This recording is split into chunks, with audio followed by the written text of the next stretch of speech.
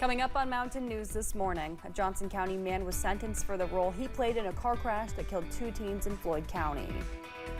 And a special meeting is being held to talk about the accusations against London Mayor Randall Weddle. Dedicated to Eastern and Southern Kentucky, this is WYMT Mountain News this morning. Good morning. Happy Friday. I'm Amelia Lee here with you on this August 15th. It is 6:30 on the dot this morning and time for a look at our weather with Megan Dusmall. And Megan, it is a hot one, a foggy one, but I think you said the rain might subside for a bit. Yes, we're just going to have some rain today, but for the most part, you can consider it a nice and clear day. And that trend will continue into your Saturday, Sunday, and Monday. So definitely enjoy the clearer side of the conditions as we're going into the weekend. Now, starting off this morning, everything she said was right on par. We're going to see that fog as you're heading out the door. Here's a look at that London Corbin Airport. Normally you can see the buildings out in the background, but now you can only see some faint light coming from them. Now we'll keep on seeing the fog throughout the next couple hours, but those 70s will warm into the low 90s this afternoon. Again, seeing some slight chances for some scattered showers as we're heading through the main parts of your day, but we're nice and clear right now. Amelia. 2 people are dead after a crash involving a motorcycle and another vehicle in Madison County. The crash happened just after 11 yesterday morning at the intersection of Berea Road and Center Drive in Richmond. One of the people killed was 54-year-old Tommy Oliver of Richmond. The coroner says the second victim, who has not been identified, died at UK Hospital. Several people could be dropped from a lawsuit filed by Riley Strain's family. The wrongful death lawsuit against his former fraternity is being heard by a judge.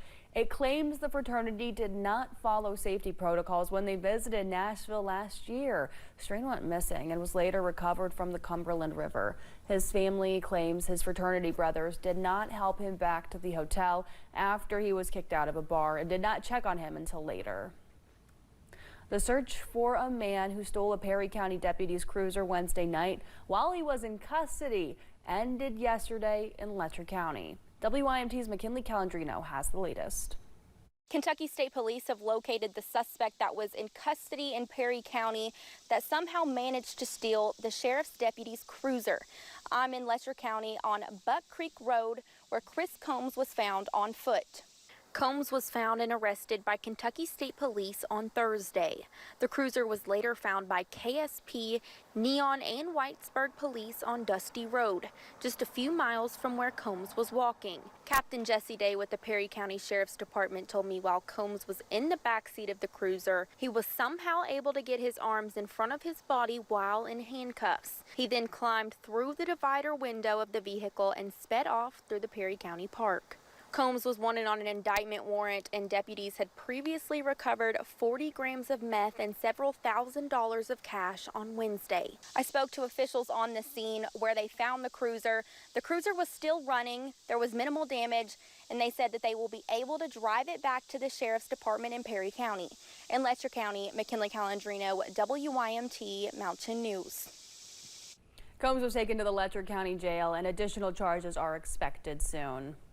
An Eastern Kentucky man is expected to change his plea in a federal drug case. In a motion filed, attorneys representing Danny Sloan asked for a change in plea in the case. The judge agreed, which resulted in canceling the jury trial that had been scheduled for later this month. An indictment says Sloan knowingly and intentionally distributed more than 50 grams of meth in Knott County. The incident happened in September of last year. A Johnson County man was sentenced yesterday for the role he played in a car crash that killed 2 teens in Floyd County. Marcus Oxer of Johnson County accepted a plea agreement and was sentenced to 13 years. After pleading guilty to several charges in connection to driving under the influence during the July 2023 crash that killed 16-year-old Kendra Moreno and 13-year-old McKenna Barnett. Family and friends of the girls and at least one girl who was involved in the crash were in the courtroom. I would like, an apology, I guess. Not really like him apologizing to me specifically, but just like all around. I'm very happy with how it turned out. Like she said, I think he should have got more, and I'm just hurt. Oxer was convicted of 2 counts of vehicular homicide, driving under the influence, assault, and leaving the scene. A man accused of hitting a minor riding a horse with his truck appeared in court yesterday. James Lunkins was taken into custody following that incident back in January. During his status hearing, a motion to have his bond reduced was denied. A jury trial for Lunkins was set for September 8th. The horse was killed and the juvenile was injured.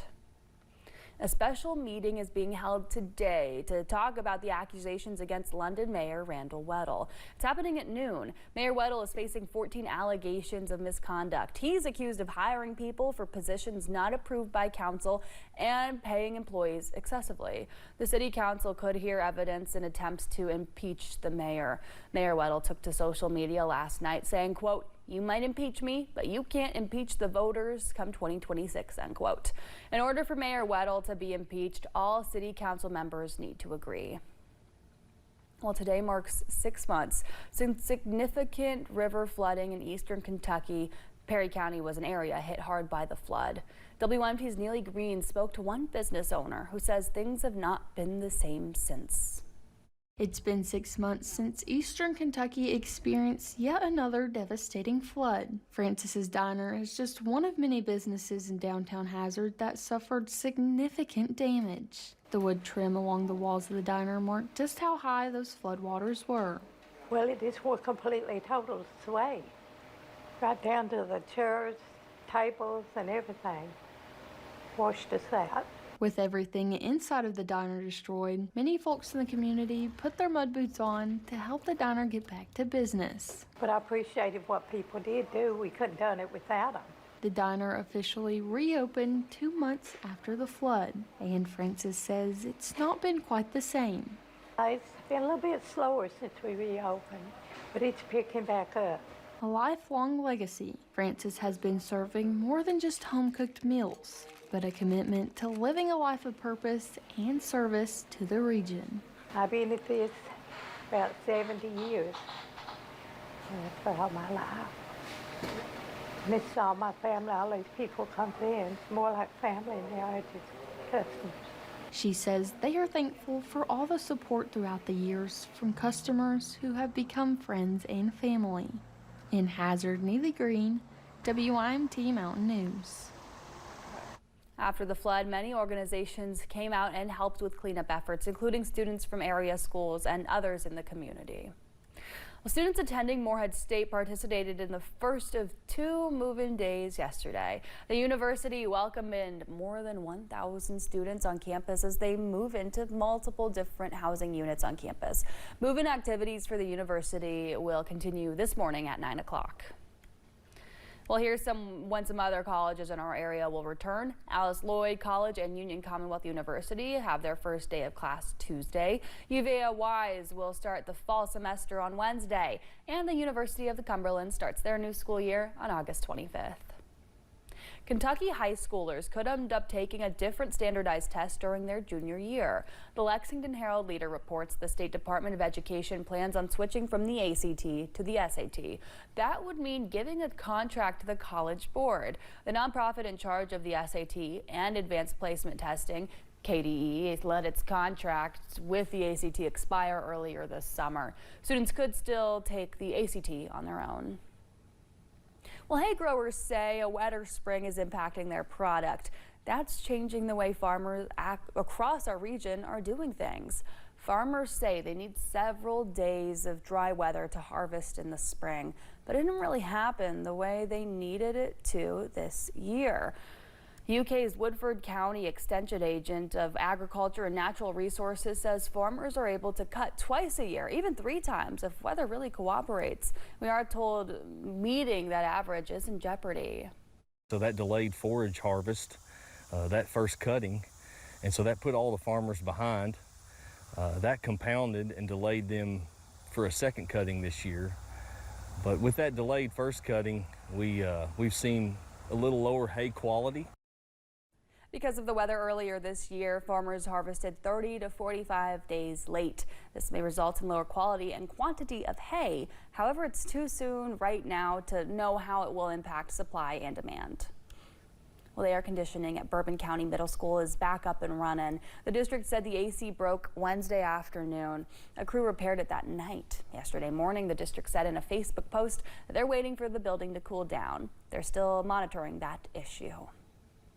Well, Americans are now drinking alcohol at the lowest level in decades. A new Gallup poll found just 54% of U.S. adults said they drink alcohol, the lowest number reported in the poll's history.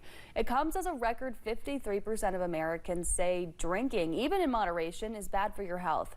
Researchers also noted a steep decline in drinking alcohol among young adults, from 59% in 2023 to 50% today.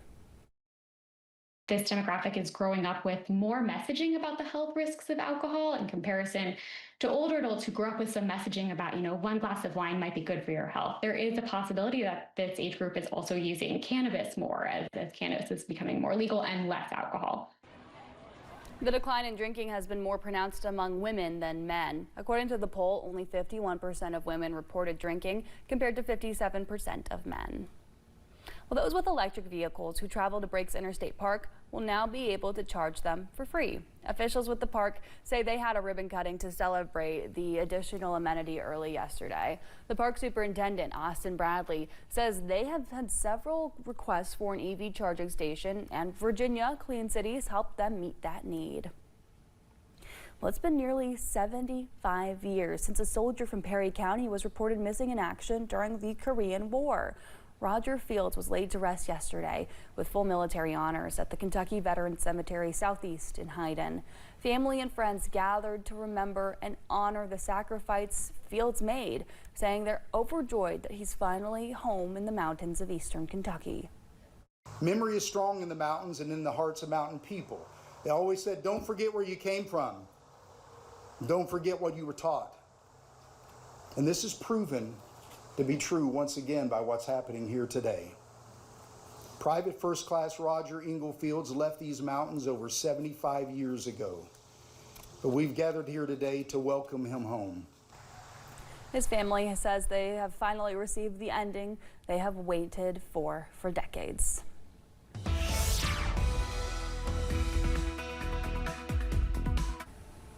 As you're heading out the door this morning, you can expect those temperatures in the 60s and 70s with those warmer temps as you travel more into the western side of our region. And we'll continue to see those temperatures making it hot as we head into the afternoon.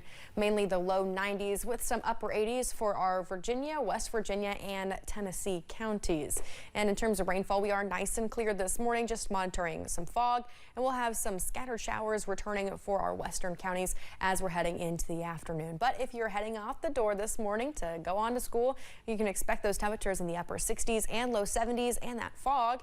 And as you travel home, we do have those slight chances for some scattered showers with temperatures in the low 90s. Amelia. Well, thanks so much for joining us on Mountain News this morning at 6:42. London's Vegetable Orchestra, a surprising symphony made entirely from fruits and veggies. Look at them right there. Got the details.